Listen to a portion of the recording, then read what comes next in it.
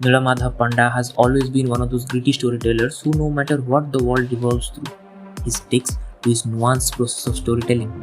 His way of slowly making the characters gripping and taking the driving seat gradually makes us explore the unpleasant and dirty world. This has always been the way we have witnessed the poignant tales from him. And no wonder the new series from Sony LIV, the Jengaburu Curse, had to be anything different. It is yet again another story driven straight from the roots of Odisha, just with new spins of storytelling in a thriller manner. A girl named Priya Das living in London gets to know that her father has been killed by the tribal Naxals, and when she comes to look after her father's dead body, she finds that her father is not dead. Instead, he is missing. From there on starts the self-exploration of Priya finding the whereabouts of his father and why she is being churned with these many people who were never associated with her before. It all starts to get more and more interesting as it goes on, and more essentially, the underlying question of what is this Jengaburu Curse?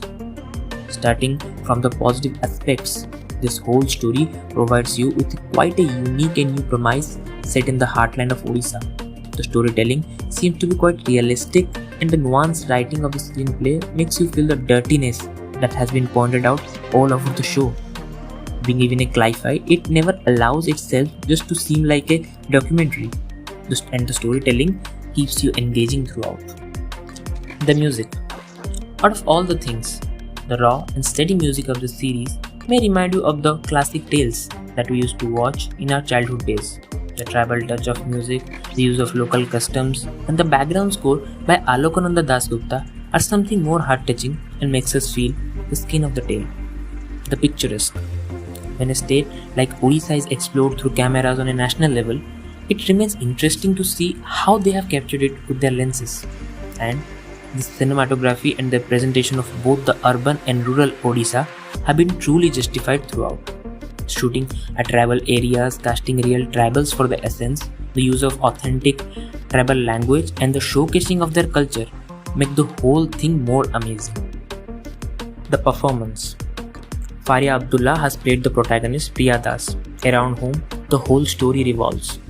She delves so much into the character that after a few minutes, you might feel the absolute confusion and chaos through her eyes which her character depicts.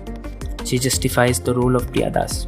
Apart from her, there is also Nasir playing an important role that makes quite an impact on the story, and the other actors make their roles feel exist as well. The drawbacks.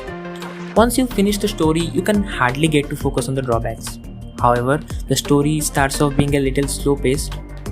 This may make it seem a little loose and may ask questions like where all of this is heading.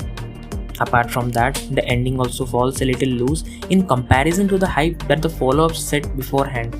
Otherwise, it's a dirty tale about the curse which we all are living, and we do not even know how it is going to gulp us. And that's a wrap to the video, guys. It's a note from us for the Jengaburu Curse. We hope you will love it. It's available on Sony LIV.